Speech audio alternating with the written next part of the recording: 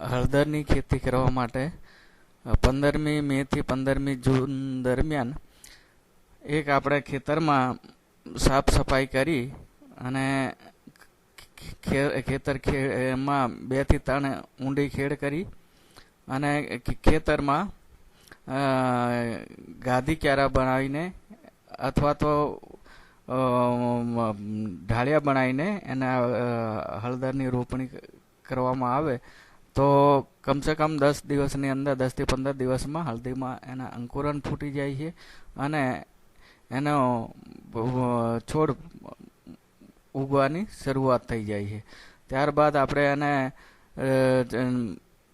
હળદર નાખ્યા પછી એને હળદર નાખતી વખતે આપણે છાણિયું ખાતર ચાસમાં પૂરવું જોઈએ, જેથી કરીને એની અંદર જે પોષક તત્વો નાઇટ્રોજન, ફોસ્ફરસ, પોટાશ એ છોડને મળી રહે.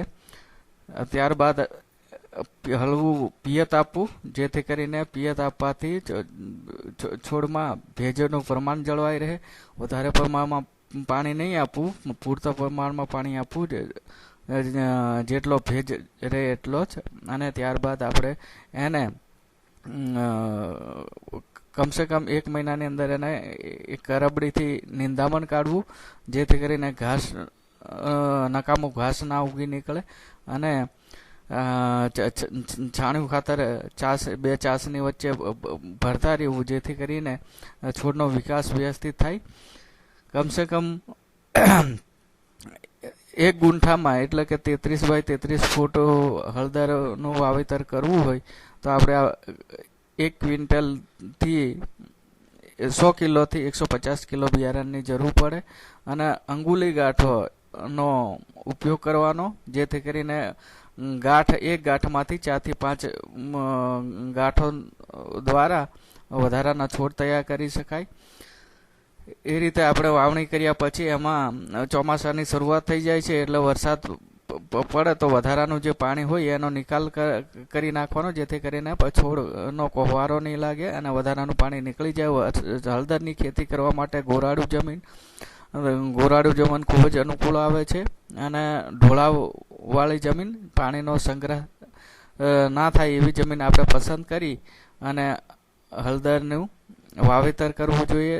કમસે કમ 4 મહિનામાં એટલે કે નવેમ્બર-ડિસેમ્બર મહિનામાં લીલી હળદર માટેની ગાંઠો એની તૈયાર થઈ જાય છે. લીલી હળદર આપણે શરૂઆતમાં જ્યારે માર્કેટની અંદર સારો ભાવ હોય તો આપણે એને કાઢવાની ચાલુ કરી દઈએ તો આપણને કમસે કમ 20 કિલોનો 600 થી 800 રૂપિયા સુધીનો ભાવ મળે છે.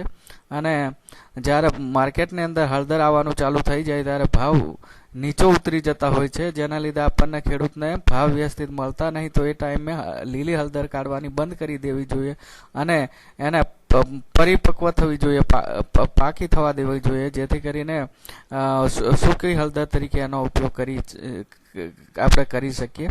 સૂકી હળદર ફેબ્રુઆરી-માર્ચ મહિનામાં આપણે કાઢીએ તો એ કમ્પ્લીટ પરિપક્વ થઈ ગયેલી હોય, મેચ્યોર હળદર હોય, એટલે એ વખતે આપણે કાઢી અને એને ઉપરથી જે એની ફોથરા હોય એ કાઢી નાખવા. અને જો આપણે એને પાવડર બનાવીને ઉપયોગ કરવો હોય તો એને આપણે લીલી હળદરને એના પીસ બનાવી અને આપણે સૂકવી નાખવા જોઈએ અને પછી એને આપણે સંગ્રહ વ્યવસ્થિત કરી રાખીએ તો આપણે ઉનાળાના સમયગાળામાં એનો પાવડર બનાવીને બી આપણે સેલ કરી શકીએ, જેથી કરીને ખેડૂતને વધારેમાં વધારે